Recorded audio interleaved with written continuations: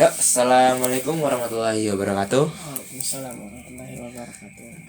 Perkenalkan, nama saya Cahyanda Putra Harjo. Saya mahasiswa PGSD semester 3 dari Universitas Muhammadiyah Cirebon. Ya. Saat ini saya sedang ada tugas dari mata kuliah AIK 2, Agama Islam ke Muhammadiyah. Nah, di sini saya itu memilihnya podcast. Nah, saat ini saya sedang bersama Bapak Muhammad Amin Ariski ya? Apa gimana? Lupa saya. Muhammad Amin. Amin Muhammad aja. Amin. Muhammad Amin aja. Oh ya.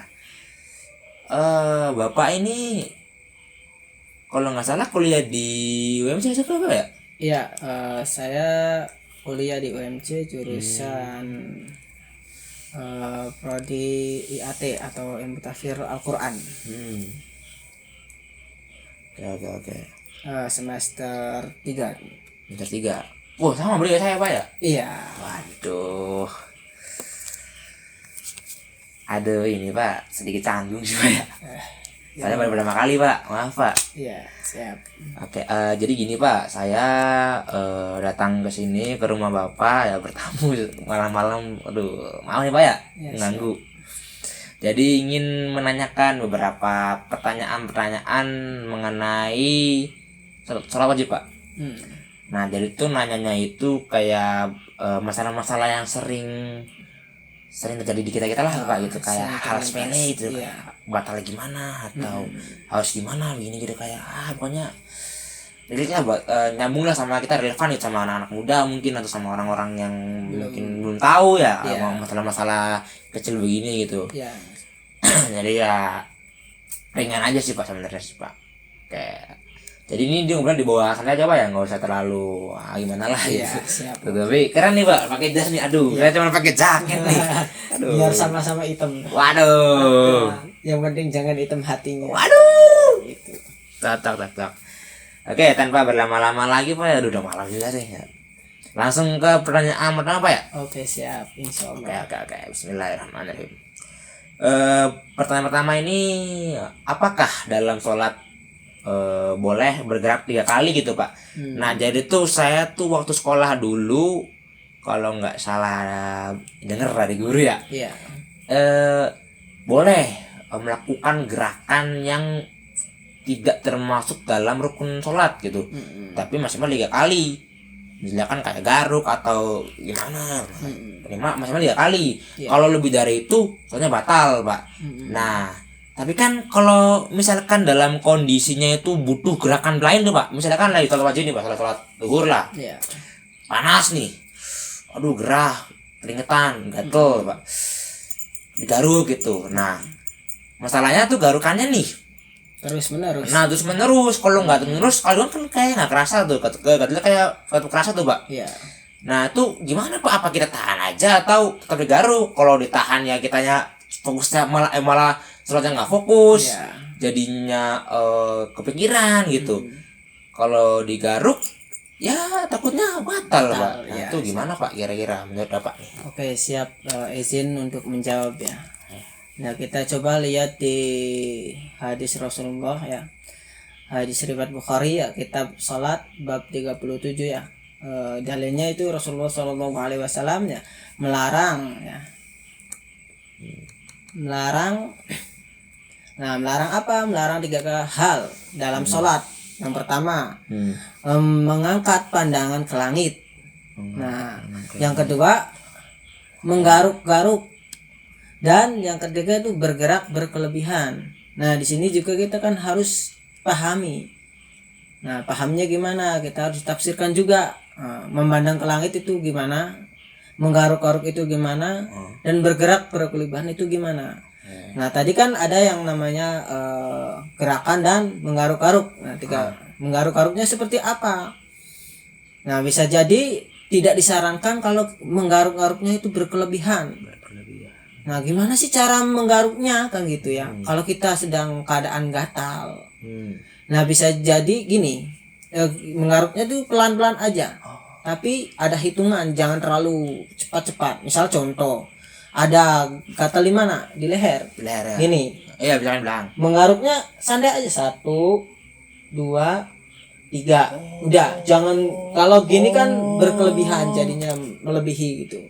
Walaupun itu udah 3 ngerasa gatal lagi, garuk lagi 1, 2, 3. Nah, tapi jangan terus-terusan gini. Nah, kalau gini kan Dani tidak disarankan.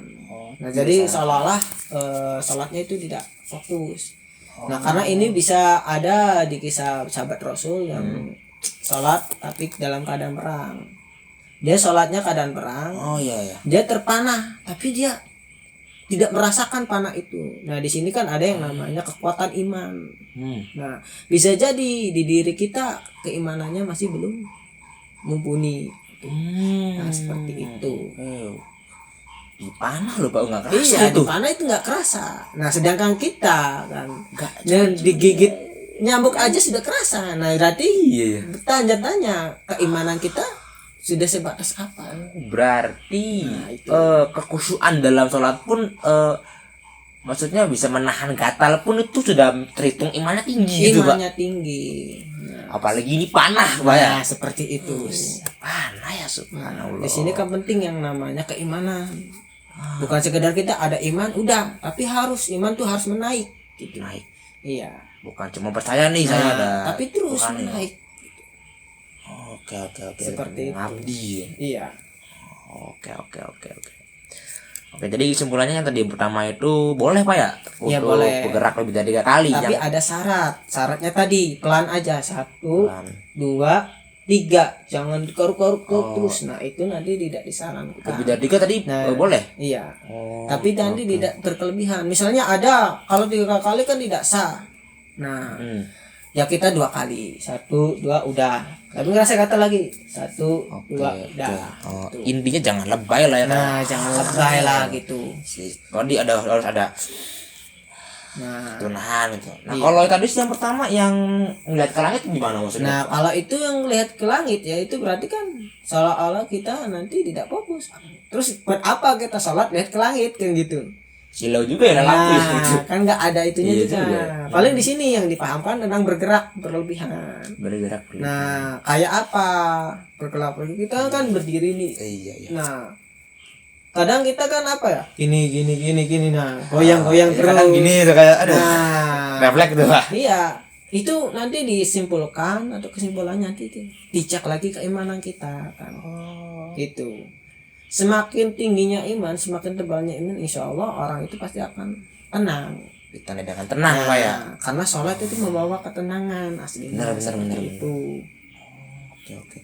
Waduh, padahal nanya cuman simpel loh, boleh nggak 3 kali ternyata berat juga ya. Jawabannya daging juga ya. Mungkin masih banyak juga kalau kita bedah kan gitu. Karena kan yang namanya manusia ada yang namanya keimanan yang sangat rendah terus naik. Nah, waduh, saya kira boleh enggaknya aja ternyata bisa ngukur keimanan juga Pak ya. Iya. Ini tenang pokoknya ya. Iya. Oke, berarti ini jangan lebay lah gerakannya. Oke. Next Pak ya. Pertanyaan kedua, ini apakah boleh mengubah posisi ketika sholat? Nah, contohnya itu kayak dari berdiri ke duduk, karena suatu hal. Misalkan kayak kemarin saya tuh kaki ini Pak, seleo karena salah gerakan pas olahraga gitu. Nah, saya nyoba sholat berdiri itu, aduh nggak kuat Pak. Jadi kan duduk harusnya dong. Kalau misalkan saya sholatnya berdiri, itu tuh di posisi duduk di antara sujud sama duduk tasyahud itu ya, itu tuh kayak nyeri banget Pak, bikin nggak fokus Pak jadi tuh Pak. Nah itu kan pasti harus duduk dong Pak. Nah ada beberapa momen saya tuh lupa lagi sakit tuh Pak. Pokoknya saya tuh sholat berdiri nih Pak ya. Nah sholat nih keinget iya saya lagi keringnya lagi sakit ya gitu. Pokoknya duduk ya, saya mikir nih kalau saya lanjutin kesakitan, jadi pas saya ruku aman, sama Allah aman, pas sujud aman, pas duduk wah kerasa apa nyeri langsung tuh saya posisi ke duduk begini sih lah akhirnya biar mencegah sakit gitu. Nah itu kira-kira boleh nggak Pak, sah nggak sholatnya kayak gitu, kayak gerakan improvisasi gitu tuh Pak, kira-kira kayak gimana Pak? Oke, di sini kan saya juga akan menjawab tentang pertanyaan seperti itu ya, mengubah posisi dalam sholat. Ya. Cuman tadi ada beberapa permasalahan. Nah, oke. Di dalam hadis riwayat Muslim ya, kitab sholat bab 19 itu boleh jika ada alasan yang sah atau sangat urgen. Ya. Seperti sakit atau tidak nyaman. Nah, apa dalilnya? Itu dalil Rasulullah SAW ya.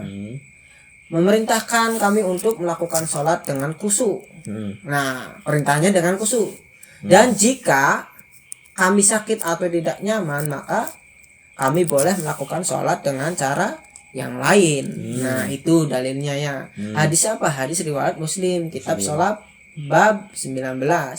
Jadi tadi kalau kita lupa nih bahwa kita lagi sakit, emang berdiri nggak kerasa kan itu. Terus kita duduk. Nah, itu baru kerasa. Apa akan diteruskan nanti berdiri atau gimana? Nah, ya kita nyamannya aja gimana. Kalau duduknya sakit, kalau berdiri sih nggak usah kan, karena nggak, kalau berdiri kan nggak sakit. Nah, ini duduknya aja berarti posisinya yang dirubah, nggak apa-apa merubah. Walaupun di tengah-tengah sholat Pak ya. Iya, karena di situ kita mendapatkan sakit dan tidak nyaman gitu. Kalau kita paksakan malah jadi tidak fokus, nggak khusyuk ya. Iya. Iya. Nah, disitulah pentingnya bahwa Islam itu sangat mudah gitu. Tidak berat. Islam itu kan mudah. Mudah bagi kita yang memiliki ilmu. Jadi penting kita mendalami ilmu Islam, mempelajari ilmu Islam itu penting. Walaupun kita sudah bisa sholat, tapi kita harus juga memahami.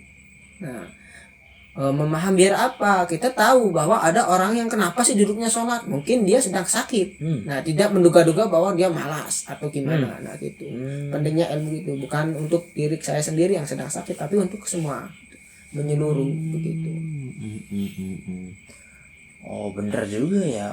Berarti kalau kayak gini mah sebenarnya sih nggak usah dipikir ribet. Kira-kira kita sanggah gini. Nah, padahal mah kalau pakai logika tuh Islam ini tuh nggak memberatkan kita loh, Pak. Nah, itu untuk semua orang, semua kalangan, semua kondisi, semuanya bukannya selama manusia punya akal lu pasti boleh gitu. Boleh. Oke, bener. Iya. Berarti intinya pas tadi boleh ya, pas tengah-tengah sholat kita mengubah posisi. Dengan tadi alasan yang sah, alasan yang benar, yang jelas gitu. Bukan semata-mata iseng, bukan semata-mata pengen enak aja. Iya, pengen enak aja gitu. Itu, ya. Oke, pasti semua udah ada alasannya gitu, Pak. Nah, itu. Oh, yang konkret gitu ya. Iya. Boleh. Oke. Langsung aja Pak ya ke next Pak ya. Siap. Next ini bagaimana hukumnya jika imam kedapatan salah membaca doa dan makmum juga tidak sadar. Nah, contohnya nih kita sedang jamaah. Si imam ini katakanlah doanya itu doa-doa yang di juz-juz yang bukan 30 lah, juz tengah-tengah 15 berapa. Nah, yang kebanyakan orang yang mungkin mohon maaf ya ada yang belum sampai sana ngajinya gitu. Jadi kan nggak tahu gitu. Nah, si imam ini misalkan doa surat apalah gitu. Nah, bismillah. Nah, terus ada kedapatan salah ayat atau ketinggalan kelewat gimana lah, pokoknya salah nggak sesuai sama Qurannya. Nah, terus imam juga nggak sadar, apalagi makmumnya. Makmumnya mah ya aja ya, karena wah saya nggak tahu surat apa nih, ya udah gitu kan sadar. Harusnya kan kalau imam itu ada kesalahan membaca doa, maka makmum yang membenarkannya ya dengan menyebutkannya ya gitu. Nah, sedangkan ini imamnya nggak tahu gitu, imamnya salah nih Pak, bacaannya salah, jadi tidak sadar lah. Iya, bukannya lewat aja orang ada yang tahu. Nah, itu kira-kira hukumnya bagaimana Pak? Apakah sholatnya sah, apakah doanya diterima atau bagaimana tuh kira-kira? Siap. Izin menjawab ya. Ini tentang masalah imam ya, atau membaca surat-surat pendeknya atau surat-suratnya itu ada kesalahan ya. Dan makmum tidak sadar atau ada makmum yang tidak hafal dari ayat atau surat itu. Nah, di hadis riwayat Bukhari ya, kitab salat juga di bab 51 ya. Rasulullah SAW ya bersabda, jika imam salah membaca surat maka makmum tidak wajib untuk membetulkan, kecuali jika makmum tahu bahwa imam salah. Nah di sini memaknai apa? Boleh membenarkan kalau makmumnya itu hafal di surat itu atau ayat itu. Tapi kalau tidak hafal itu nggak apa-apa, tetap sah itu imamnya. Nah di sini ada catatan bab siapa? Catatan bab imam itu sendiri. Nah kalau kita sebagai imam itu harus lihat ke belakang dulu. Apa maknanya melihat belakang? Di makmum ini ada siapa saja? Ada yang ahli Al-Quran atau hafal Al-Quran atau orang yang biasa aja. Nah kalau kita memaksakan untuk membaca surat-surat yang tidak mampu di belakangnya, nah itu berarti memaksakan. Nah ini imamnya tidak, seolah-olah imamnya tidak itu tidak bijaksana. Nah tidak bijaksana, tidak bisa melihat kondisi Pak ya. Iya. Oh iya. Kita sebagai imam juga harus bijaksana. Di belakang ada siapa saja. Nah ini pernah ditegur oleh Rasul kan sahabat, bahwa sahabat itu pernah membacakan surat yang panjang. Nah terus ada makmum yang menegur, tapi si imam itu seolah tidak menghiraukan teguran itu. Nah terus kan sahabat itu bertanya, wahai Rasulullah, ada makmum yang gini-gini. Tapi kata Rasulullah, siapa makmumnya? Nah jadi jangan disamakan kita bermakmum dengan Rasul dan makmumnya itu emang iman-imannya kuat. Gitu. Kalau dilihat lagi, makanya ada yang namanya meluruskan saf, itu maksudnya untuk melihat siapa sih yang di belakang kita. Nah itu seperti itu. Tapi kalau kita memaksakan terus kita lupa, nah itu salah satunya kan imamnya tidak bijaksana. Gitu. Pantesan tiap sebelum sholat jamaah dimulai itu Pak imam itu kadang nengok ke belakang, bariskan soft dan luruskan itu ya.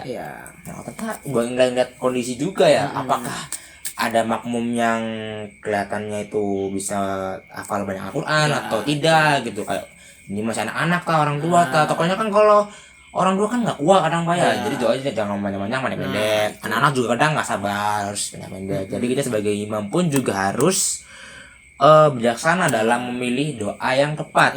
Makanya kebanyakan itu di juz 30 Pak ya dibaca tuh. Kebanyakan karena memang pendek. Kan.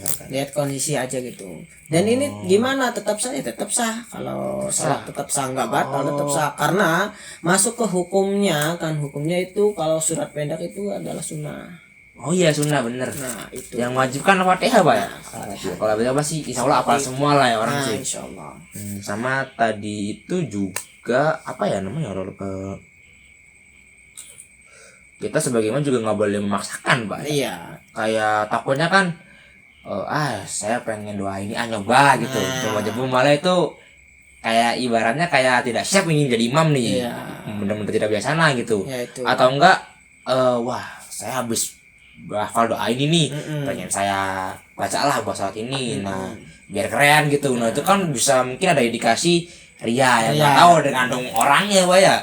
Cuma kan karena juga saya gitu sih Pak, kalau kadang imam menyerang udah kayak saya sudah belajar aduhan nih, saya sudah hafal nih, cobalah. Ada tuh momen bola tadi Isa Pak. Maghrib saya imam lupa di masjid tuh kayak gitu. Pas di bagian di tengah-tengah tuh Pak amal yatim fala tanhar. Nah saya ulang lagi tuh, bener enggak ya itu. Nah jadi kayak nggak yakin tuh. Berarti untuk memilih doanya kita harus memilih surat yang bener-bener hafal gitu, yang dikuasai gitu. Yang dikuasain ya nggak apa-apa walaupun doanya pendek-pendek. Contohnya yang sering yang template lah Al-Ikhlas, Anas, apa ya nggak apa-apa itu kan. Surat itu kan sangat mudah, pendek. Terus hukumnya kan apa? Hukumnya itu sunnah. Nah itu betul. Sama tadi pun juga yang salah membaca doa juga berarti itu nggak apa Pak? Nggak apa-apa karena sunnah ya. Itu sunnah. Berarti mungkin diterima enggaknya enggak ya Pak kalau gitu? Tetap sah. Tetap sah. Ya kalau tentang kita masalah terima atau tidaknya ya kita pesimis aja. Kita sholat ini terima. Nah karena kita sudah mengerjakan atau melaksanakan sholat kan gitu. Jangan sampai dengan bacaan kita yang salah malah kita tidak pesimis. Wah kita sholatnya nggak sah, atau nggak diterima. Nah di situ kan ada kewas-wasan, di situ jin masuk. Oh. Oke, sama tadi pun juga apa namanya? Yang ini ya, yang hanya ketika Imam Salam membaca doa cukup satu makmum aja yang meneruskannya Pak ya? Iya bisa. Itu berarti mirip kayak ini ya, apa sih namanya, fardu apa? Yang kayak azan atau kayak yang nyolatin orang meninggal tuh Pak? Fardu kifayah atau salah namanya? Nah, kalau itu kalau nggak ada yang jawab juga nggak apa-apa, tetap sah kan gitu. Karena masuknya tadi hukumnya adalah sunnah. Sunnah. Iya. Oh iya sunnah bukan fardu ya. Ya, bukannya yang ya kalau udah ada satu yang jawab, yang lain juga nggak wajib menjawab gitu. Iya. Tapi kalau barengan juga nggak apa-apa gitu, kan sama-sama membantu gitu. Sama kita juga sebagai makmum jangan sok tahu Pak ya. Nah itu. Oke. Berarti intinya mah jadi pas jadi imam itu harus bijak. Pertama ngelihat dulu nih para makmum nih kira-kira bagaimana nih, terusnya buat doanya nih. Kalau pendek ya pendek, kalau panjang ya boleh kalau yakin ya. Iya. Tapi lebih baik pendek aja, 30 aja gitu. Terus juga bisa membaca waktu Pak ya. Tapi juga kan katanya semakin lama doanya semakin panjang surahnya semakin baik, semakin bagus lah pokoknya mah. Cuman kalau pendek pun juga bagus Pak. Karena menguntungkan para makmum gitu, kalau lebih cepat, lebih enak gitu. Oke. Hari ininya tadi masih insya Allah masih diterima lah ya doanya ya. Oke. Karena hukumnya di sini kan sah, bukan batal gitu. Masalah diterima atau tidak itu sudah karena Allah yang tahu kan. Kalau kita sebagai manusia itu tidak bisa mengira-ngira kan. Kita sholatnya diterima atau enggak kan. Nah kecuali gini, keadaan sholat kita sedang tidak suci, disengaja misalnya nggak wudhu lagi nah di situ kan ada indikator yang namanya tidak sah karena tidak wudhu. Keadaan di kotor tapi syarat ya. Nah syarat wudhu kan itu syarat sah. Dia lengkap nih. Oh iya. Oh tapi kalau misalkan ketika imam ini membaca doa surah-surah gitu yang tapi malah sok tahu gitu Pak, mungkin nggak sengaja ngegabungin surah gitu. Contohnya kayak Al-Fil aja sama surah Al-Ghasyiyah kalau nggak salah. Bukannya tuh yang ada alam taronya tuh Pak. Nah itu kadang saya gini, kalau Al-Fil kan alam taro kaifa fa'ala rabbuka bi ashabil fil. Nah kalau surah yang lain tuh ada kayak alam taro kaifa fa'ala apa ya, najm apa gitu kan, pokoknya ada lah kayak gitu tuh Pak. Ada beberapa surah yang mirip-mirip kan Pak. Nah itu kadang kalau misalkan nggak sengaja kegabung gitu terus dilanjut gimana Pak? Misalkan saya sholat baca doanya Al-Fil di awal, tapi tiba-tiba pas udah berapa ayat kegabung sama yang lain, ingatnya tuh Pak. Nah di situ gimana tuh? Ada peran yang namanya makmum. Makanya makmum itu salah satunya yang di belakang itu harus paham juga. Nah atau kita memberikan kode bahwa surat itu salah atau iya. Subhanallah ya kalau nggak salah ya. Atau kita misalnya makmumnya itu hafal, kita dilanjutkan dengan kehafalannya gitu. Biar imam itu tahu. Oh, itu kalau misalkan kondisi makmumnya tahu surahnya. Nah, kalau makmumnya nggak tahu gimana? Nah, mungkin nanti kembali ke kondisi imamnya. Kalau sadar ya harus ganti gitu. Ganti surat dari awal lagi. Nah, ya diganti dengan surat yang lain yang hafal kan. Yang hafal. Misalnya tadi kok salah nih saya melenceng jauh. Oh, iya. Mau dikembalikan lagi gimana? Ya udah ganti aja surat Anas atau surat Al-Ikhlas. Betul. Seperti itu. Oke. Jadi intinya mah insya Allah diterima kalau salah ya Pak ya. Iya. Tapi ya sah atau tidak tetap sah. Tapi ya lebih baik kitanya belajar lagi dari kesalahan. Mending nggak usah lah gini-gini gitu. Yang apa-apa aja lah walaupun berubah juga apa-apa, yang penting sah. Gitu. Kita yakin hafal. Oke, next Pak. Oke. Diminum dulu Pak ya, aduh. Siap. Lumayan ini, lama nih. Mantap. Alhamdulillah. Next, Ya. pertanyaan ke 4 nih. Apa hukumnya ketika sholat malah overthinking dan bagaimana mengatasinya Pak? Nah ini sering banget nih pasti. Siap. Mungkin saya bisa ngeklaim atau ngenebak lah, yakin lah gitu. Pasti kita ini nih ada lah yang pernah mengalami ini gitu loh. Mungkin di masa-masa yang imannya belum kuat, masih muda kayak saya nih Pak. Ya saya jujur sering Pak kayak gitu Pak, overthinking lagi sholat gitu. Nah contohnya gimana tuh? Contohnya nih kalau yang paling sering sih di waktu sholat sendiri di rumah Pak. Itu tuh biasanya kan saya habis main game, aduh kalah busreng, kalah main game, udahlah, udah sholat dulu Pak, sholat. Nah saya mikir sambil doa Pak, Bismillah. Tapi kepikirannya kemana-mana. Aduh tadi kita ngapain ya pakai hero ini, ngapain ya pakai, aduh pokoknya kemana-mana. Kunci motor diambil belum, kompor dimatiin belum. Jadi kayak sholat tuh nggak khusyuk, tapi saya sadar ini saya lagi sholat, harus khusyuk, jangan mikirin apa-apa, mikir Allah, pokoknya sholat sudah selesai lah. Tapi nggak mau hilang nih Pak pikiran nih Pak, kayak tidak mau lepas gitu, terus mengikat gitu nih, gimana nih? Nah itu cara mengatasi gimana Pak? Biasanya tuh. Nah oke. Nah ini hadisnya sama ya dengan yang tadi ya. Yang tadi. Yaitu tidak disarankan, nah, karena dapat mengganggu kekhusyuan sholat. Nah karena overthinking ya, karena apa sih sholat itu? Karena sholat itu kan benar-benar menghadap ke Allah gitu, dengan kesukarelaan kita gitu, dengan kekhusyuan kita. Nah di sini kita harus juga pahami kan, kalau kita ngerasa ini kurang benar, itu harus dirubah kan pola hidup kita juga kan itu.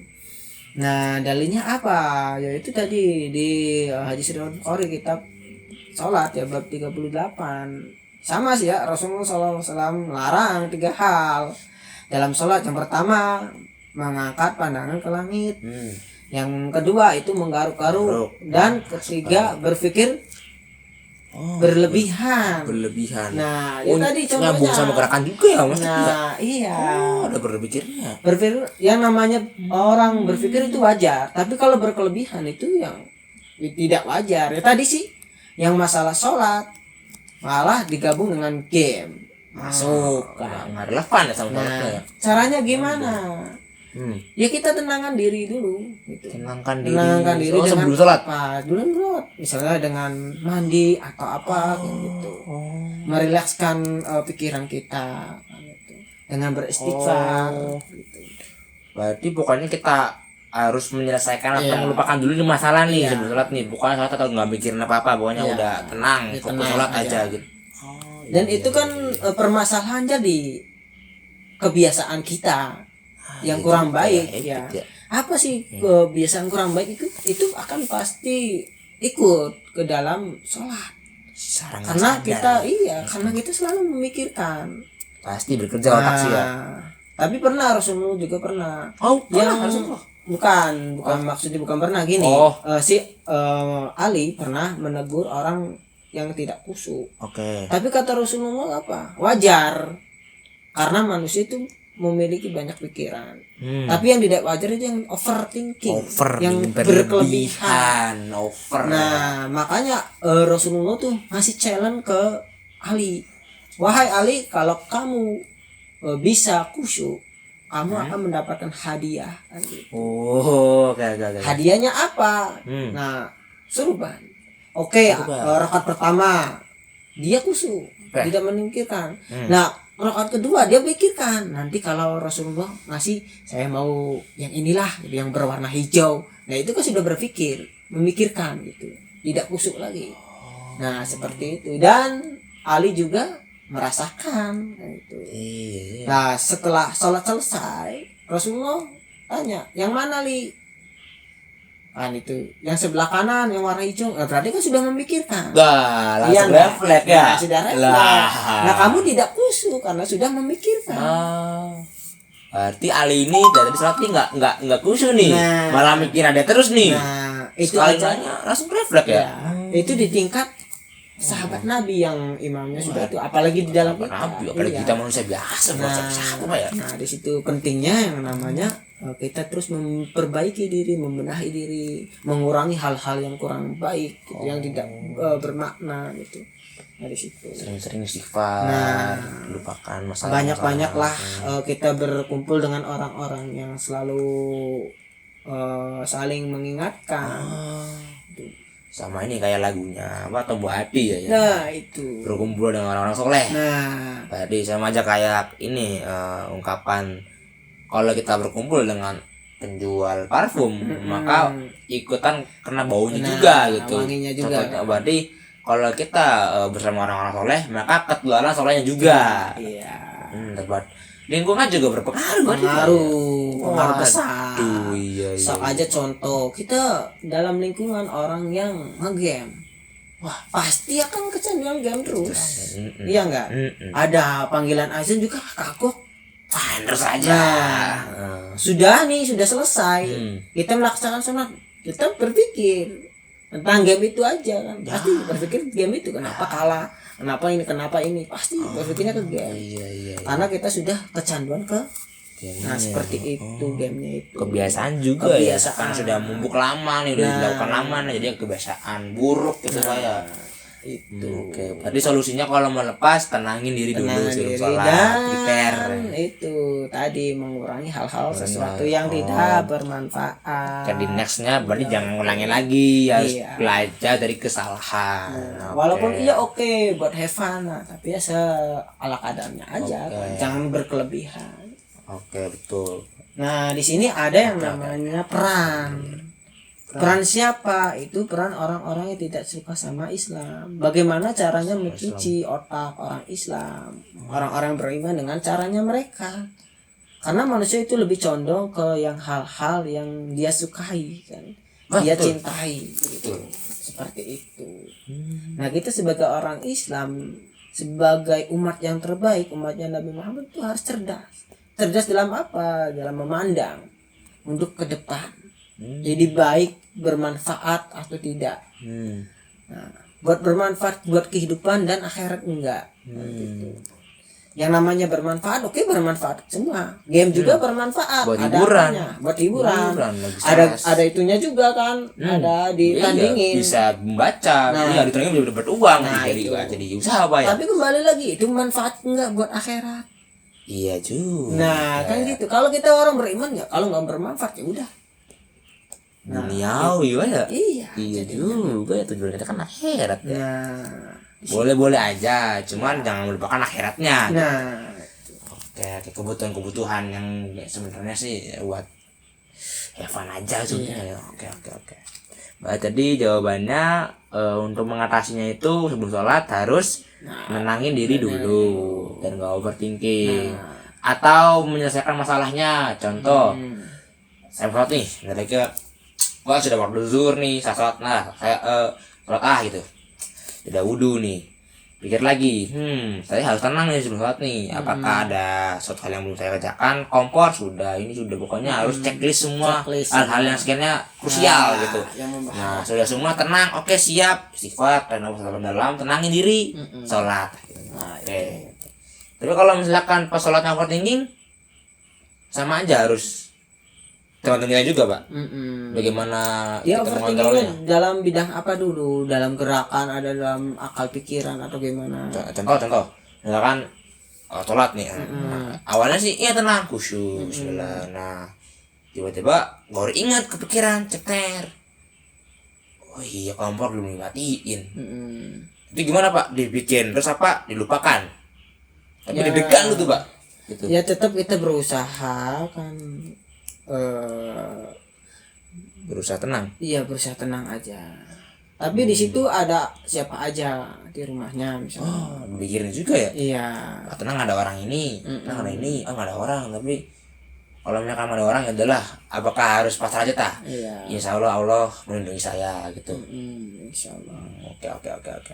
Tapi bolehkah kita demi keselamatan kita kan untuk membatalkan? Nah, bagaimana Pak? Nah itu.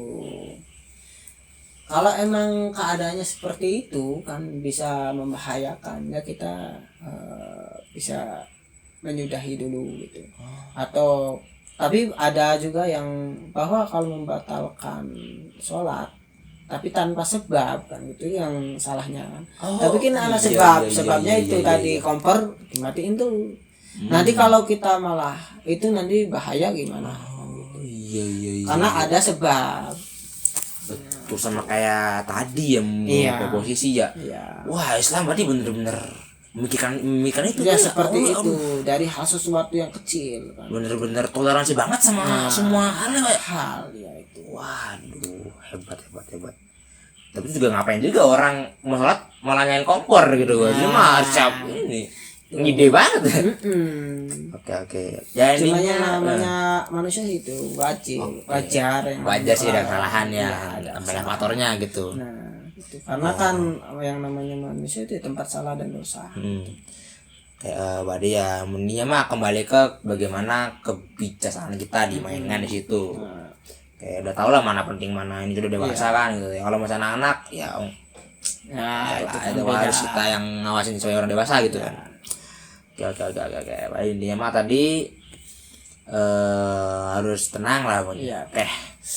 Sekarang pertanyaan ke 1, 2, 3, 4, 5 Pak. Ini masuk ke apa kebatalan kan nih? Masuk ke kesahnya wudhu kan nih Pak? Yes. Nah, apa hukumnya tidak sengaja mengeluarkan tetes air kencing ketika sholat? Contoh yang lebih relevan mungkin kita sebagai laki-laki Pak ya. Di sholat nih, mohon maaf ya punten ya. Sholat nih. Nah, itu tuh sebenarnya nggak ada rasa-rasa mau kencing, nggak ada kebelet. Cuman ada momen gitu nih antara sadar dan sadar gitu. Saya kayak merasa ada yang keluar. Cuman dipikir-pikir lagi tapi nggak kerasa, nggak basah, nggak kayak perasaan doang gitu. Tapi akhirnya keluar tetes gitu Pak. Barang tetes gitu. Nah, itu kira-kira wudunya itu batalkah atau sholatnya masih sahkah atau bagaimana Pak? Gitu. Nah, siap ya. Izin untuk menjawab juga ya. Tidak sengaja mengeluarkan setetes air kencing dalam sholat. Betul. Jika tidak disengaja maka sholat tetap sah. Oh, tetap sah. Jika tidak sengaja maka sengaja. sholat tetap sah. Apa itu dalilnya? Di hadis riwayat Abu Daud ya, kitab sholat bab 10 ya. Rasulullah SAW bersabda, ya, jika seseorang tidak sengaja mengeluarkan setetes air kencing dalam sholat, maka sholatnya tetap sah. Nah, mungkin di sini ada indikator kenapa dia ngerasa keluar. Bisa jadi dia lagi sakit batuk. Nah, karena sering orang sakit batuk tuh kayak kerasa kayak keluar kencingnya gitu tuh. Nah, kalau orang batuk pasti ngerasakan. Nah, nanti sah enggak sholatnya. Nah, situ. Tapi kalau itu kok ngerasa, nah di sini ada yang namanya was-was kan. Was-was. Nah, di situ kan was-was. Nah, karena was-was kan apa aja pasti keluar pemikiran-pemikiran yang seperti itu. Padahal tidak. Nah, di sini Rasulullah tuh sangat bijak. Nah, jika seseorang tidak sengaja mengeluarkan setetes, nah berarti ini kan tidak sengaja, posisinya tidak sengaja, bukan nah kecuali disengajakan Mas. Berat. Nah itu kita banyak, nah itu sengaja. Batal ya. Nah, itu batal. Kalau tidak, ya nggak ada mungkinnya kita sedikit ya nggak mungkin, kecuali dia sakit atau batuk itu pasti keluar. Iya bener tuh, kadang batuk tuh kayak kayak ada ketekan terus keluar, atau enggak lagi ruku berdiri lagi tuh kayak pas ini nih Pak ada keluar itu aduh kayak saya tuh batal enggak ini. Tapi padahal kalau dilihat enggak, kalau enggak ada bekasnya enggak itu basah gitu. Ini enggak kelihatan malah bekasnya. Nah, kalau enggak itu kalau enggak itu berarti kan was-was aja. Was-was. Iya. Bener. Itu. Berarti dimaafkan Pak ya kalau gitu. Mirip-mirip kayak ini darah nyamuk Pak. Nah, karena tidak sengaja. Kecuali kita emang sengaja kan. Aduh kebelet nih cerbat. Nah, itu salah sih itu. Jelas batal wudunya. Nah, ya sudah batal wudu pasti batal sholatnya Pak. Itu. Oke. Ya berarti mungkin untuk pencegahannya itu sebelum sholat Nah, itu harus siap. Nah, harus kencing dulu. nah di biar sini tenang. ada tata cara untuk istinja atau membersihkan. Nah, iya. Membersihkan. Iya, membersihkan kencing gimana sih biar bersih. Nah, ada tata caranya nanti. Mungkin nanti di lain waktu lah. Oke. Gitu. Insyaallah ya, Iya, kalau ada waktu ya. insyaallah. Oke. Pokoknya mah harus siap semua sebelum sholat Pak, Iya. ya. Karena nih bertemu dengan Tuhan kita nih, mengabdi nih, cara kita mengabdi Hati nih. dengan tenang, pikiran dengan tenang. Betul. Bukan kita bertemu dengan Allah tuh dengan hati kacau, pikiran kacau. Kudu siap pokoknya. Betul. Tenangkan diri dulu kan. Iya. Berarti tadi dimaafkan intinya. Oke. Next Pak ya. Oke. Lanjut ke tadi kelima ya, menambah sekarang. Apa yang harus dilakukan ketika kita batal saat sholat berjamaah, namun kita berada di posisi saf yang tidak memungkinkan untuk lewat. Nah, contoh sih sedang berjamaah. Contohnya di masjid yang besar, misalkan Masjid Istiqlal, Masjid Masjid Haram yang mana besar luas. Pasti banyak orang yang jamaah itu kadang Pak. Nah, posisinya kita ada di tengah-tengah, saf tengah. Depan banyak orang sholat, kanan kiri orang sholat, belakang orang sholat. Nah, itu batal nih Pak. Aduh, gimana mau ngambil wudhu? Jalannya jauh, banyak orang, kalau ngelewatin ya nggak enak, nggak sopan juga, rapet gitu. Kita harus gimana nih? Aduh, gimana gitu? Ya. Nah, tadi membicarakan tentang batal sholat berjamaah dalam tidak bisa lewat. Ya. Gimana solusinya? Nah, isi menjawab juga ya. Jika batal sholat berjamaah dan tidak bisa lewat, maka harus menunggu ya sampai sholat selesai atau mencari jalan untuk keluar. Nah, di sini kan jalannya emang susah. Ya udah kita menunggu aja. Sampai selesai. Kita gerakan-gerakan ikut. Oh, gerakan ikut? Nggak apa-apa. Tapi kan sholatnya tidak batal. Iya, karena sudah batal wudhu ya. Nggak apa-apa. Tapi kan itu daripada kita berdiri aja, Duduk, yang ikut aja. Duduk juga nggak boleh Pak. Iya. Nanti malah disangka gimana? Malah menghalangi orang belakang. Nah, gitu. Berarti ikut aja sampai selesai. Sampai selesai kita, kalau sudah selesai maka wudhu ulang, sholat ulang. Apa dalilnya? Rasulullah SAW yang bersabda, jika seseorang batal dalam sholat berjamaah maka harus menunggu sampai sholat selesai kan gitu, atau mencari jalan lain untuk keluar. Cuman ini kan posisinya kan di masjid besar. Nah, kan susah. Ya udah kita menunggu aja. Nah, di hadis riwayat Bukhari, nah kitab salat bab 54.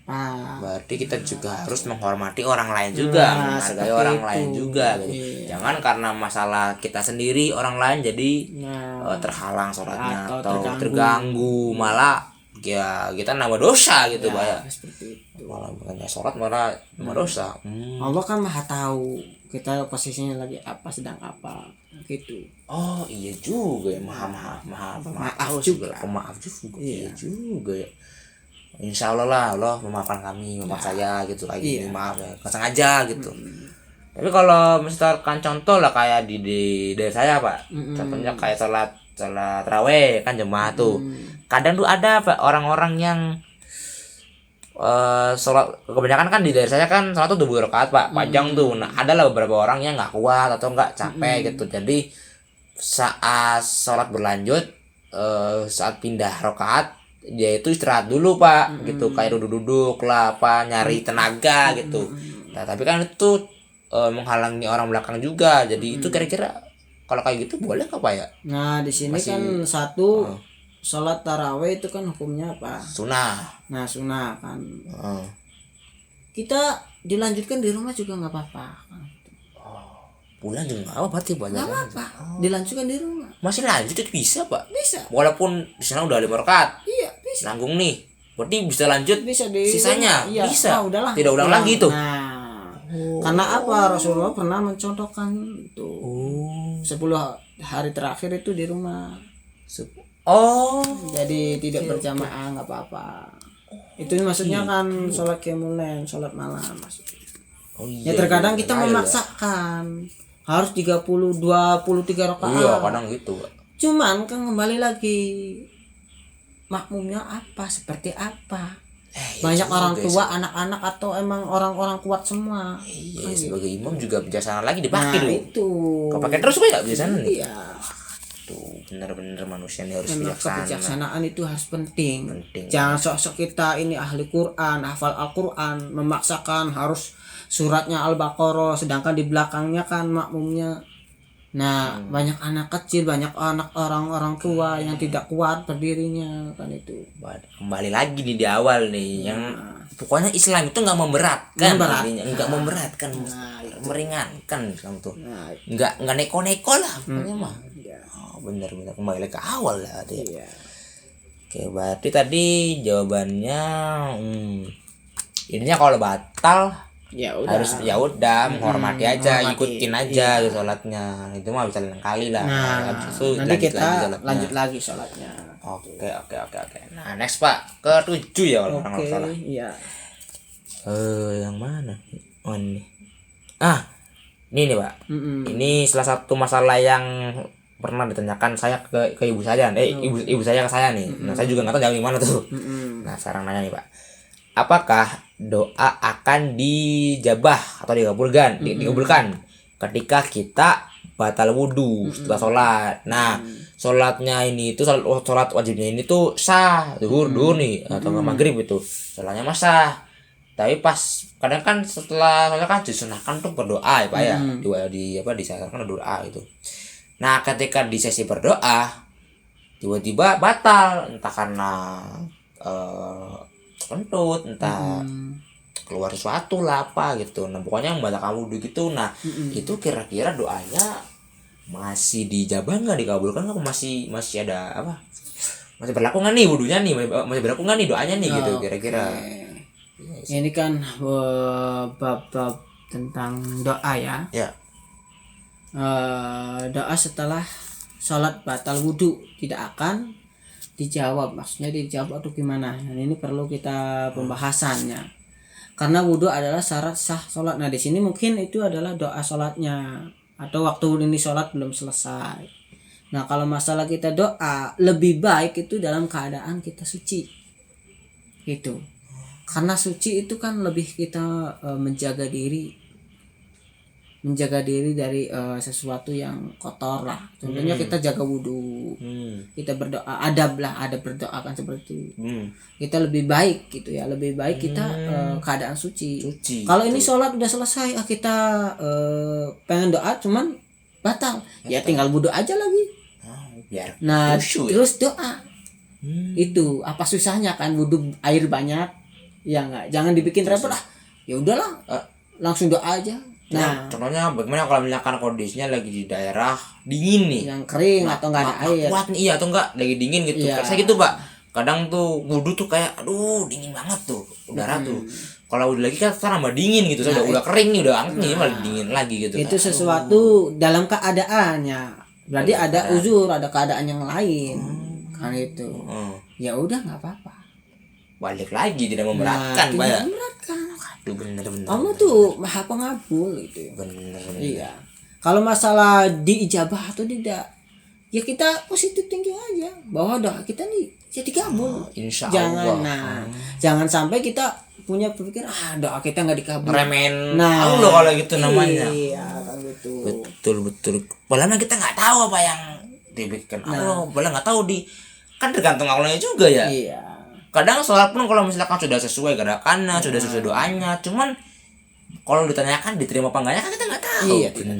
Yang penting kita melaksanakan aja dulu. Nah, saya yakinnya pokoknya ini bener pokoknya.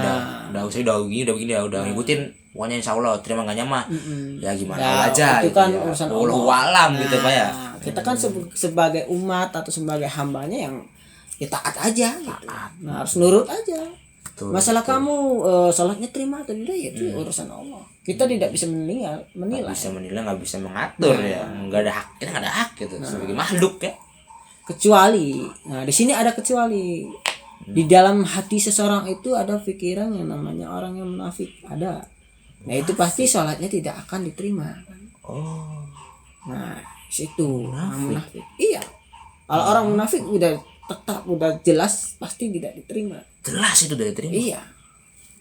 Karena orang munafik itu orang yang apa ya? Dia itu di Islam enggak, di kafir enggak, masih bingung keadaannya itu. Labil sekali. Dia enggak jelas kan. Nah, Karena di zaman Rasul juga yang bahaya itu ya orang munafik. orang munafik. Iya. Makanya di surat Al-Qur'an itu ada yang namanya Al-Munafiqun. Al-Munafiqun, bahkan ada suratnya. Ada suratnya itu saking Wah, baru bahayanya. tahu saya. Dan orang munafik itu akan ditempatkan di kerak di paling bawah neraka. Jahanam. Nah, makanya itu harus hati-hati orang munafik itu. Waduh. Nah, Cara biar nggak munafik gimana, Pak? nah itu kalau cara tidak munafik itu harus bersanding dengan orang-orang yang emang meneruskan ya. Bukan sekedar kita rajin sholat, tapi orang-orang yang meneruskan risalah Rasul, memperjuangkan apa yang diperjuangkan Rasul. Nah kita teruskan gitu. Jangan kita samakan, itu kan Rasul, itu kan Nabi, itu kan di zamannya itu. Zaman sekarang juga itu harus. Oh iya, jangan karena Nah, keadaannya begini, zamannya iya. beda. Terus Kalau kalau begitu Al-Quran itu untuk siapa? iya juga. Apakah untuk Nabi Muhammad? Apakah untuk manusia? Umat. Bukan cuma buat Nabi Udah aja ya. linas kan? Udah linas itu petunjuk Iya. manusia. Nah kita sebagai ini manusia bukan? Manusia. Kalau ngerasa manusia harus lihat Al-Quran sudah ada nih, tinggal ikutin aja, baca. Bukan berarti itu kan Al-Quran kan buat Nabi, soalnya kan dulunya buat Nabi. Nah, bukan itu, tapi untuk manusia. Manusia seperti apa? Manusia yang orang mau berpikir, kan? Manusia yang beriman. Nah, itu. Berakal ya. Jangan cuman ngapain ngapalin Quran, saya bukan nabi, majen manusia gitu, nggak kayak gitu. Seperti itu. Kalau misalkan Anda bisa belajar Quran kan ya belajar aja. Pasti bisa hafal kan kalau belajar. Jalankan. Nah, Al-Quran itu jalankan. Digunakan, dijalankan, bukan sekedar jadi pajangan atau hafalan atau bacaan yang indah, tapi jalankan apa yang diperintah dan apa yang dilarang. Oh kayak nih tahu ilmu cuma nggak diamalkan gitu.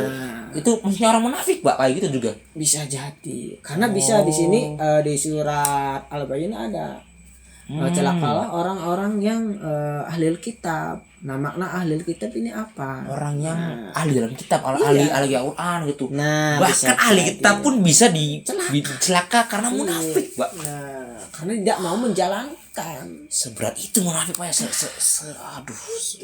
Sebahaya itu ya. Ada di zaman sahabat Nabi waktu Ali dibunuh sama orang munafik, terus ditangkap orang munafik itu, dia berkata apa? Kalian boleh membunuhku dengan cara apapun kecuali memotong lidahku, karena lidahku ini untuk membaca Al-Quran. Tuh, padahal orang munafik, dia ahli Al-Quran, tapi membunuh sahabat Nabi, menjadikan agama sebagai tameng. Nah, waduh, dia tidak menurunkan siapa pemimpinnya. Seperti itu.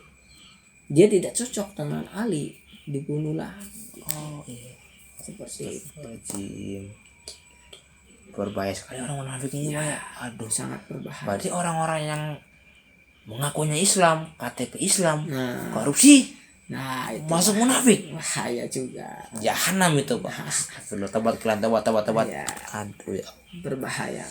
Mungkin kalau membicarakan Islam itu ya sangat luas dan sangat luar biasa. Panjang sekali, Pak. Iya, Islam itu bukan sempit tapi luas. Nah, karena Islam itu turun dari Allah, bukan turun dari manusia, tapi dari Allah. Dari zat ya. Ya. Yang di luar pemikiran kita. Dan Tuhan loh ini. Allah itu meridhoi Islam. Nah, sebagai agama kita. Iya. Langsung diridhoi oleh Allah. Waduh. Seperti itu. Iya. Tapi bahas munafik ini jadi apa ya? Apa ya, mikirnya tuh kembali ke diri sendiri lagi. Apakah saya ibadahnya sudah bagus kah? Apa selama ini saya ibadahnya sudah benar? Apakah tidak munafik gitu? Aduh, itu harus ya. ada introspeksi. Muhasabah diri lagi. Nah, itu introspeksi. Pentingnya introspeksi itu. Iya. Ya kadang kan jujur diri saya beberapa kali, beberapa sering gitu merasa saya sudah melaksanakan ibadah ini.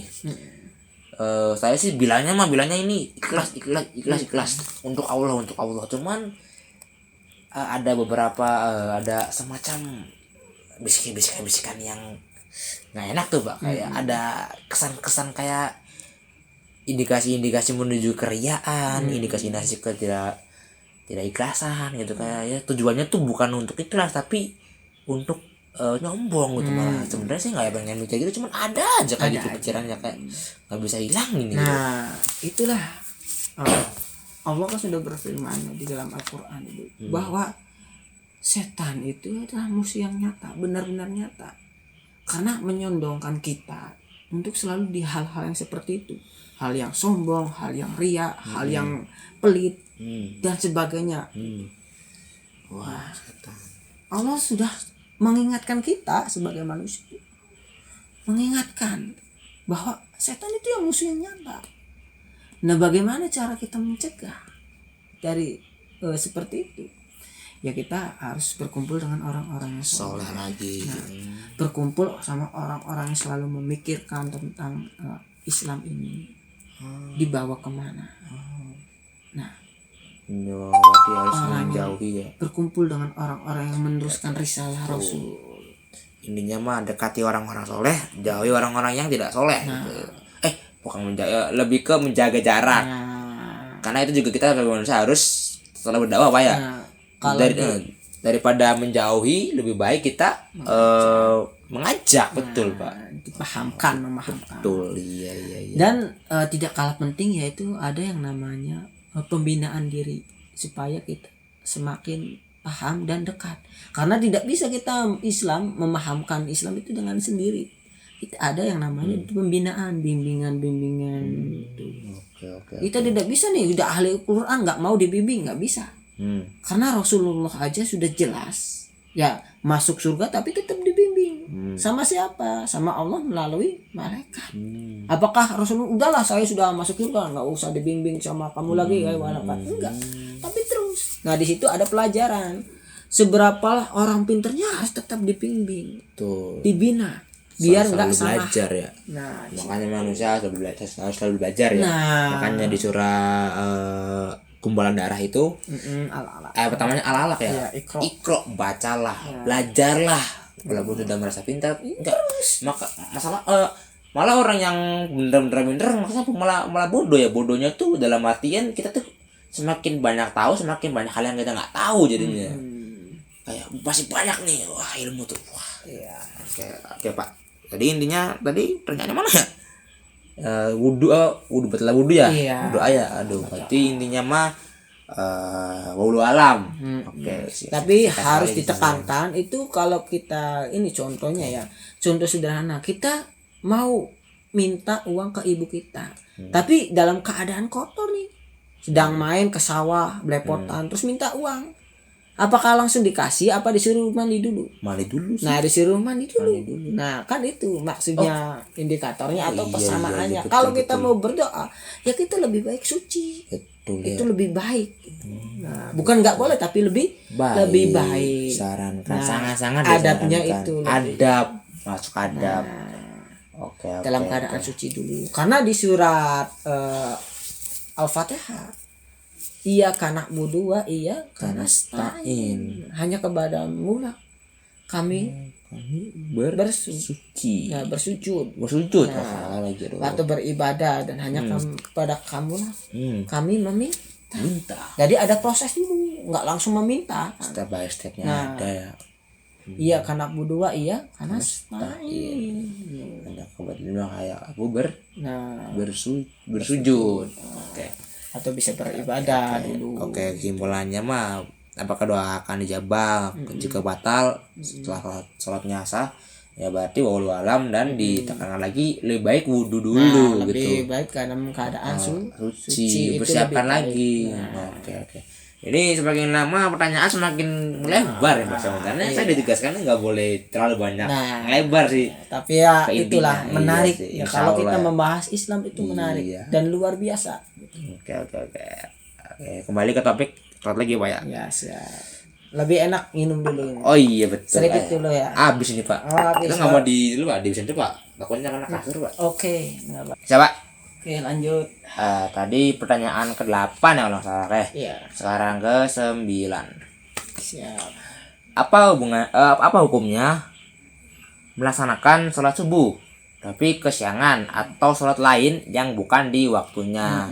Ya, contoh lagi misalkan sholat subuh, saya kesiangan sholat subuh pagi itu, soalnya kan 4:30, sedangkan matahari terbit di akhir waktu subuh itu jam berapa ya, 5:30 lah katakanlah, itu jam 5, jam 5 lah, aja 5:30 lah ya katakanlah terbit tuh. Nah, saya bangunnya jam 6, jam 7, 8 setelah sholat itu sudah selesai itu waktunya tuh.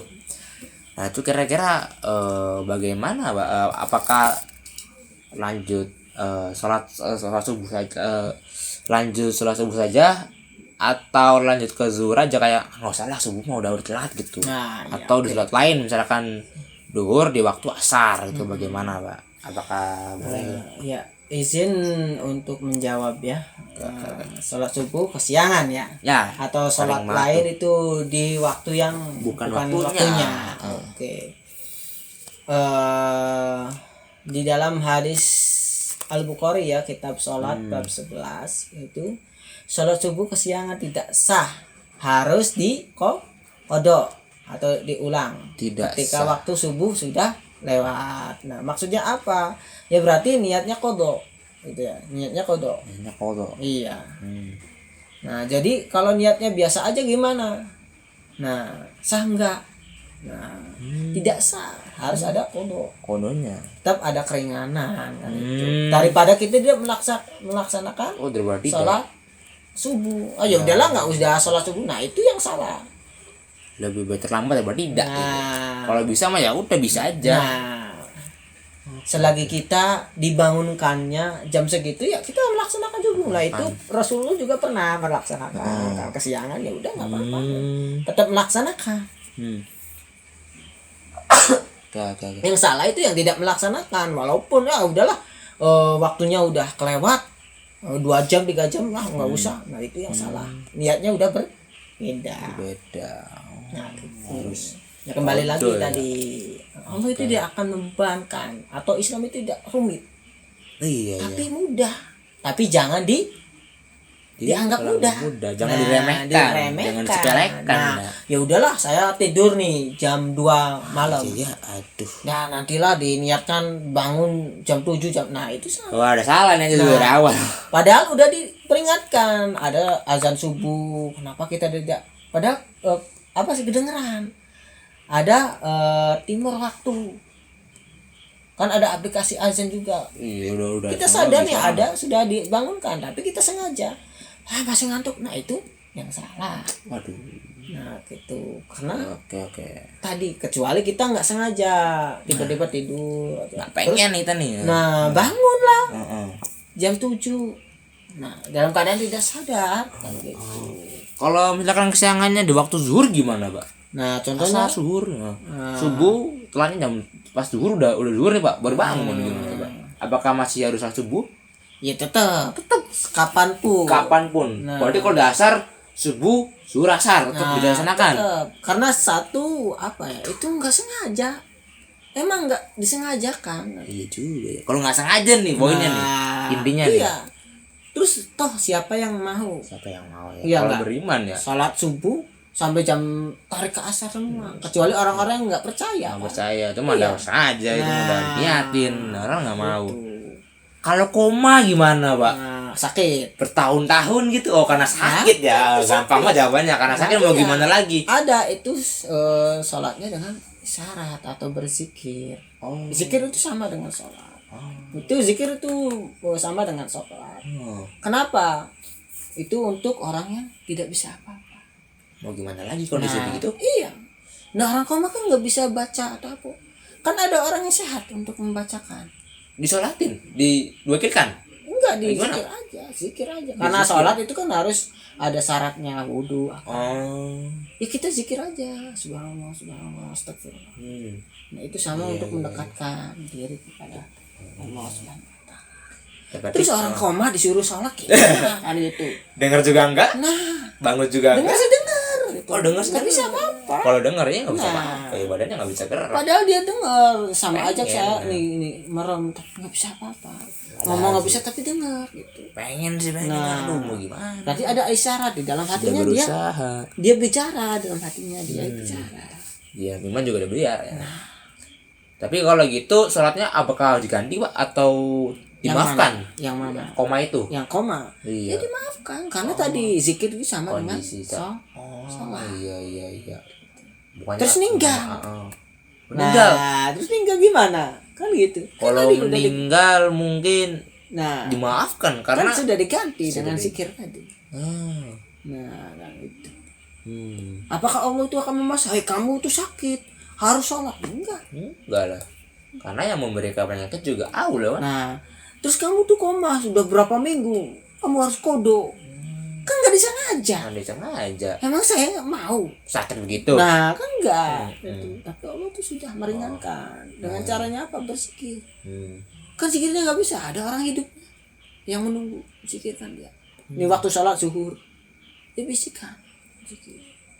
Nah, kita sudah selesai sholat nih, kita zikir bisikan.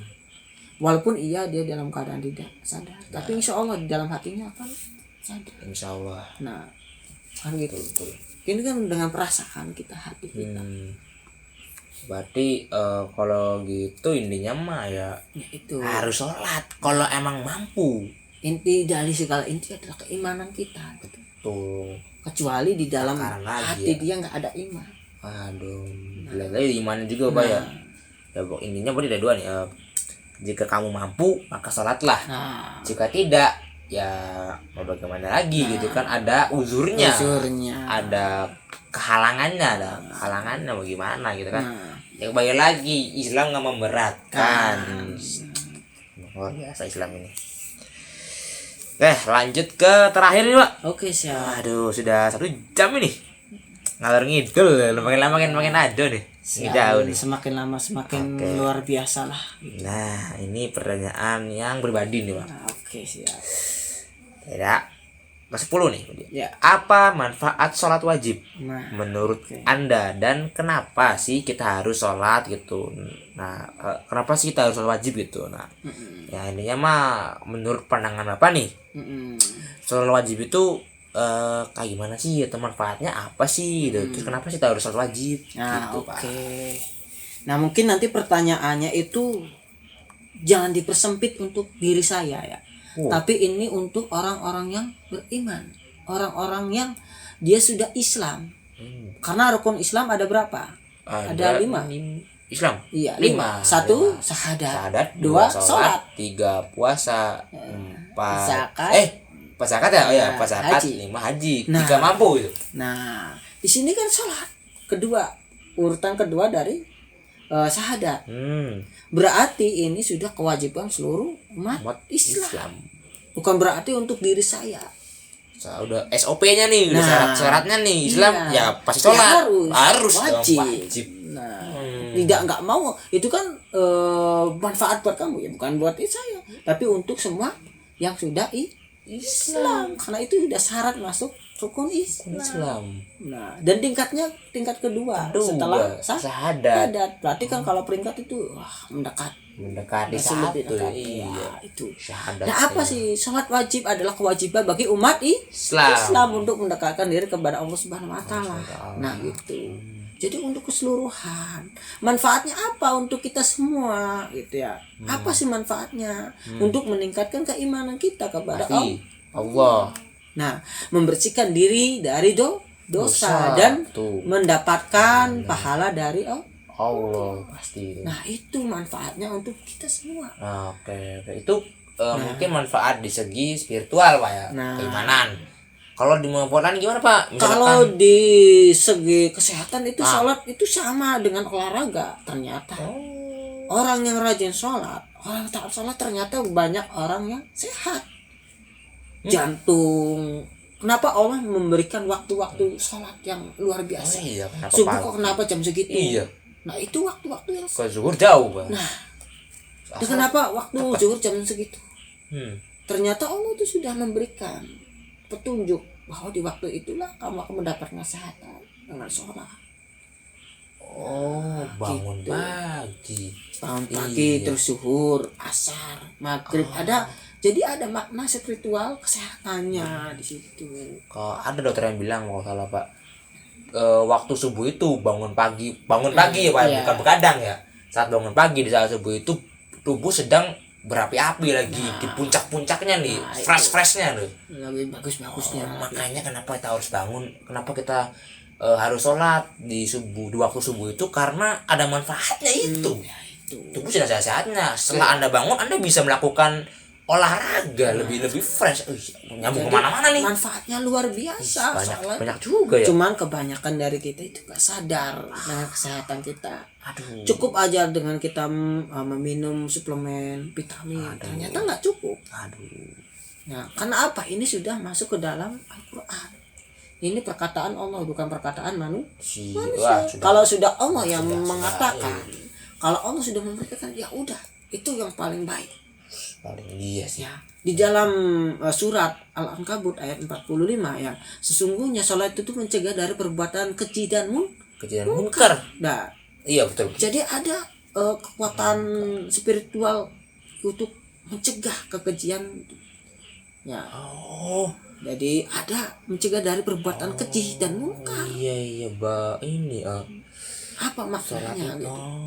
Berarti semakin kita sholat, semakin kita beriman, Nah. maka pikiran-pikiran tentang keburukan tuh pasti jauh, Pak. Jauh. Nah, tapi ini ada kerangkanya bagi orang-orang yang Iman, orang yang percaya dan yakin. Tapi kalau orang yang sekedar ikut-ikut aja beda lagi. FOMO. Nah, itu. Dan ini juga sama nanti tadi sholat yang koma dan zikir kepada Allah itu lebih besar manfaatnya. Dan ternyata sholat itu manfaatnya lebih besar. Dan sholat itu ternyata sama dengan zikir. Iya sama tadi kayak tadi. Nah itu kita kalau sedang koma atau pingsan gimana ya sholatnya tadi dengan berzikir. Iya. Dan manfaatnya itu lebih besar. Manfaatnya lebih besar itu berarti besar apa? Ya tidak terhitung, tidak terhingga, tidak dibatasi manfaatnya. Di luar ekspektasi kita malah. Karena apa? Karena itu adalah satu perintah Allah. Kalau sudah perintah Allah itu ya manfaatnya luar biasa. Masih ada maksudnya nih, ada manfaat, masih untung nih.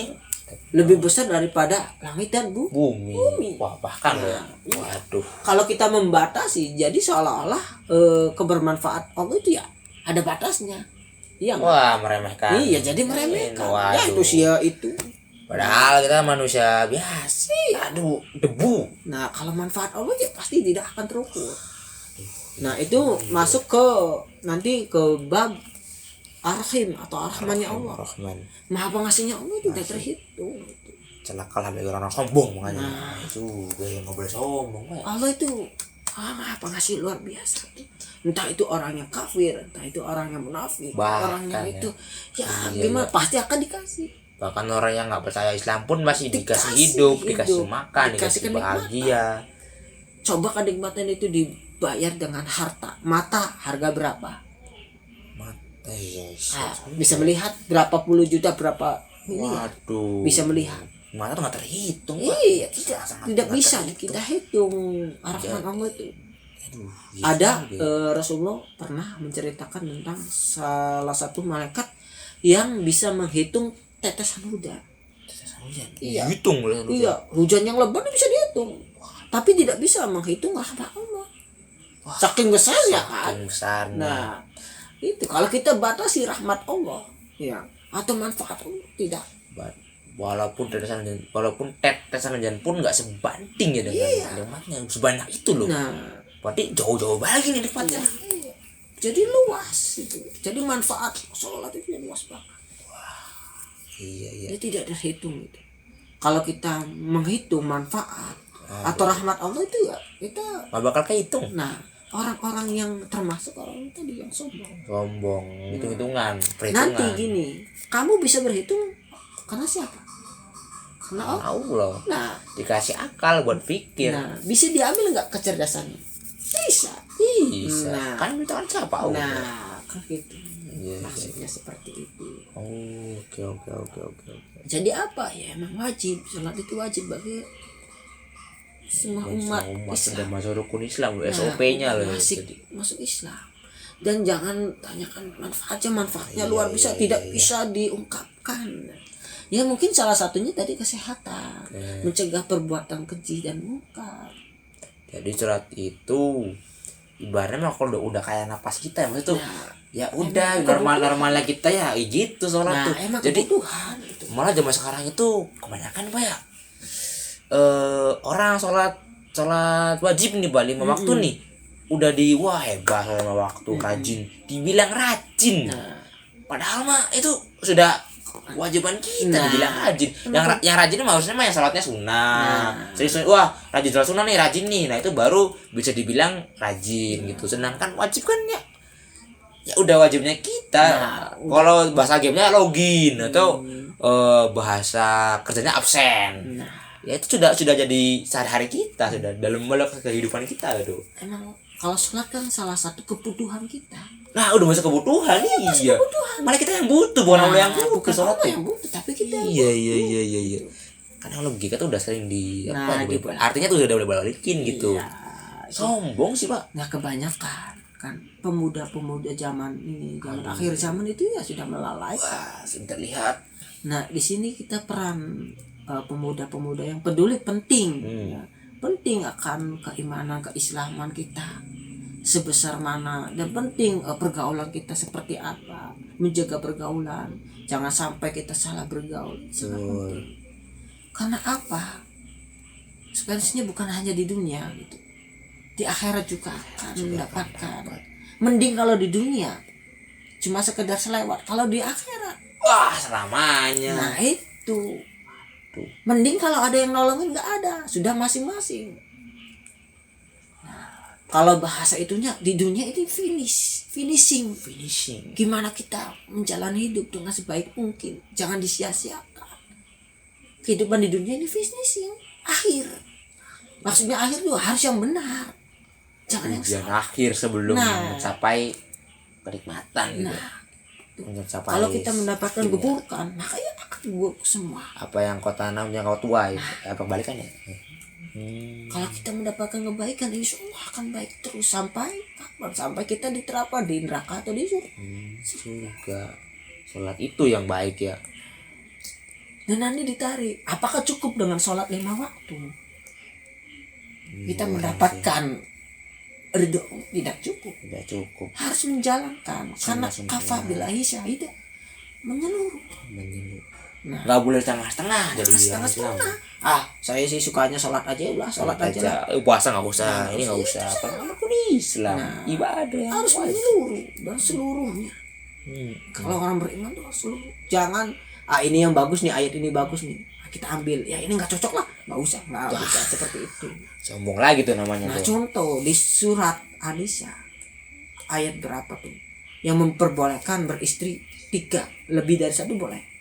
Nah itu kan ayat-ayat yang buat orang-orang yang apa ya, orang-orang yang ya begitulah. Nah memanfaatkan ayat itu untuk berpoligami, senjata utamanya. Nah alasannya apa? Alasannya seperti Rasul. Padahal yang saya baca, yang saya pahami, kenapa Rasul itu banyak istrinya? Ada alasannya dong. Ada alasan. So kalau Khadijah tidak meninggal, apakah Rasul akan menikah lagi? Tidak. Nah di situ. Nah ternyata seperti itu. Bukan alasan Rasul itu harus istri banyak, bukan seperti itu. Cuman banyak orang yang menganggap seperti itu, yang hal-hal yang jelek. Bertameng nafsu ya. Kayak surah ditameng juga tameng. Namanya nafsu ya. Harusnya kan orang yang beristri banyak itu kan ada alasannya. Contohnya mungkin melihat seorang, contoh lah, kan banyak yang di debat tuh kayak wah Rasul menikahi anak kecil, pedofil loh tuh. Aduh parah banget sih. Kalau ini perlu dibahas yang tuntas, yang sangat luar biasa ya. Kalau menurut saya, sebenarnya karena ini menyangkut keimanan juga. Juga. Tapi kita jangan dibahas sekarang lah. Ya, intinya aja. Next aja insyaallah. Soalnya ini ke sholat gitu. Ya, kita nanti bertemu lagi lah. Nanti lah insyaallah tugas lagi Pak. Iya. Ya mungkin selanjutnya ya segala sesuatunya kan Allahu a'lam bishawab. Itu hanya Allah yang tahu segalanya. Betul. Tadi berarti manfaatnya sama kenapa kita harus sholat wajib itu berarti ya karena manfaatnya banyak Pak ya. Dan itu sudah diwajibkan, dan kalau bicara manfaat itu banyak, tidak akan bisa dihitung. Mungkin ya kita bisa dihitung salah satunya aja ya tadi, untuk kesehatan, untuk mencegah hal suatu keji dan munkar. Kalau manfaatnya ya banyak lagi, tidak bisa dihitung lah. Seperti itu. Jadi orang juga jangan sombong ya. Makanya kenapa kita harus selalu sholat wajib. Nah kenapa? Karena apakah sholat aja belum cukup? Apakah dengan sholat saja sudah cukup? Belum kan Pak ya? Nah itu mungkin kayak gini, orang yang rajin ibadah atau orang yang sholatnya pokoknya sholat sudah komplit, puasa oke, pokoknya rukun iman udah jalan semua lah, itu pun surganya belum tentu. Apalagi yang tidak. Nah itu. Apalagi yang enggak mau sholat. Makanya lebih baik kita selalu berusaha tadi di duniawi ya. Di dunia ini kan berarti tempatnya kita bukan dunia itu tempatnya kita untuk diuji Pak ya. Ujian sebelum ke akhirat. Akhir dari segalanya. Finishing. Nah, tergantung bagaimana pas kita di dunia Pak ya. Kalau Anda di dunia itu benar-benar melakukan yang Allah perintahkan, maka insya Allah di akhirat nanti dapat kebaikan, masuk surga. Amin. Nah begitu pula sebaliknya, kalau di dunianya Anda kebanyakan atau mungkin selalu hal-hal maksiat, ya belum tentu juga masuk neraka sih Pak ya. Tapi udah jelas diterapkan di Al-Quran juga. Kalau kita bahasa tidak belum tentu masuk neraka, itu nanti seolah-olah ambigu Al-Quran itu seperti apa. Tapi dijelaskan di Al-Quran, orang-orang yang tidak taat kepada Allah itu udah pasti masuk neraka. Tidak taat ya. Nah, jangankan kita tidak taat kepada Allah, kita tidak taat kepada atasan aja udah pasti otomatis dipecat keluarkan ya. Apakah ya nggak masalah lah, itu cuman bahasa doang kan itu. Tapi kan tetap konsekuensinya pasti dipecat. Nah apalagi kita tidak taat kepada pencipta kita yang diciptakan pasti ya. Nah kita manusia makhluk yang diciptakan oleh Allah ya harus taat kepada Allah. Dengan caranya apa ya? Dengan cara yang ditempuh masing-masing, karena beda-beda. Mungkin Mas beda caranya, saya beda caranya, beda pemikiran Pak ya. Nah cuman apa yang menyatukan kita yaitu keimanan kita. Islam kita yang akan menyatukan. Nah itu. Oke, jadi intinya harus selalu sholat Pak ya. Karena sudah masuk rukun Islam sih sampai meninggalkan sholat satu waktu pun. Teruslah berusaha. Untuk yang mempelajari ya terus berusaha. Oke. Bagi yang mungkin masih awal-awal melaksanakan sholat, kayak dari yang awalnya dari masih kecil mungkin sering, tapi menuju ke remaja sudah tidak lagi, tapi sekarang ada pikiran-pikiran ingin sholat, teruskan, berusaha. Jangan kalau takut salah mending cari guru. Banyak tuh info-info di Google kan, tinggal searching aja apakah ini benar, bagaimana ini, bagaimana itu, tinggal dicari aja. Insya Allah informasinya itu benar. Tapi kalau mau lebih benar lagi, cari guru yang itu benar-benar di kamu ya, benar orang ini nih, ya udah Insya Allah ya baca Al-Quran lah gitu ya. Betul. Oke, sepertinya itu sudah pertanyaan terakhir Pak ya. Kesimpulannya. Kesimpulannya mungkin gini. Tadi intinya dari tadi pertanyaan itu tentang sholat wajib Pak ya. Kesimpulannya kembali lagi, sholat itu kan perintah Allah, dan setiap orang Islam, setiap orang Muslim pasti sholat. Harus sholat. Nah, lupa lagi. Nah gini. Terlalu Pak. Setiap orang Islam boleh sholat. Oh ya. Nah, karena sholat itu termasuknya dalam agama Islam. Nah, agama Islam itu tidak memberatkan. Sekali lagi ya, tidak memberatkan. Allah tuh tahu gitu. Ya. Kamu ini bagaimana, kamu itu bagaimana. Jadi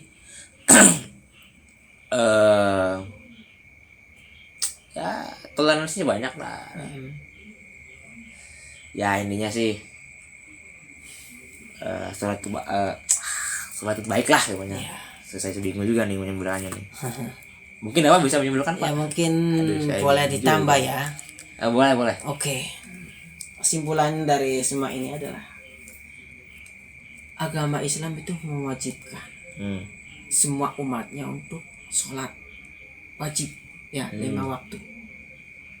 Dan semua sholat itu Islam tidak memberatkan untuk gerakan atau apanya. Kalau ada uzur, kalau ada emang kekurangan, tidak dipaksakan untuk sempurna. Tuh. Tapi lihat lagi keadaan kita. Kalau kita sakit, ya kita nyamannya seperti apa? Karena di dalam Islam itu tidak membebankan, ya tidak mempersulit. Tapi Islam itu mudah, tapi bukan untuk disepelekan. Nah, sepelekan seperti itu. Nah, ya mungkin kesimpulannya seperti itu. Oke, terima kasih Pak ya. Ya, sama-sama. Ini sudah jam berapa ya? Tadi saya sudah setengah jam nih, waduh. Wah, obrolannya penuh daging nih Pak. Saya banyak dapat ilmu nih. Dari yang tadi ternyata kencing itu ternyata saya yang walaupun nggak sengaja kan nggak sengaja Pak ya. Banyak lah pokoknya ilmunya. Oke, terima kasih Pak ya sudah menjadi narasumber saya di podcast ini. Karena untuk menyelesaikan tugas dikumpulkan besok Pak ya. Ini juga mohon maaf ya teman-teman, Bapak dosen, siapapun yang nonton ini, kalau banyak salah kata maupun beberapa hal yang tidak menyenangkan, ya mohon maaf saya lagi karena saya masih manusia yang masih penuh dengan dosa, tidak luput dari kesalahan, dan juga ini baru pertama kali bikin podcast seadanya, ya mohon maaf. Dan terima kasih ke Bapak Amin, Ustaz Amin yang sudah menjadi narasumber saya. Aduh, maaf ya mengganggu Pak. Aduh. Yang mudah-mudahan ilmunya bermanfaat untuk kita semua. Iya, amin. Nah, semoga seluruh pembicaraan ini bisa menjadi manfaat bagi penonton dan juga seluruh umat muslim gitu ya. Dan juga bukan nonton, mungkin juga ke saya apalagi saya yang nanya nih Pak, sudah ilmunya sudah transfer banyak sekali nih. Ternyata hal-hal yang kita sepelekan itu atau kita yang nggak kepikiran sama hal itu ternyata sepenting ini ya, wow ini infonya gitu. Wah pokoknya jos lah itu. Ya mungkin sudah waktunya Pak ya, selesai Pak. Aduh, terima kasih Pak. Ya, sama-sama. Oke, mohon maaf jika mengganggu Pak. Oke, saya Cahayana Harjo pamit undur diri. Assalamualaikum warahmatullahi wabarakatuh. Waalaikumsalam warahmatullahi wabarakatuh.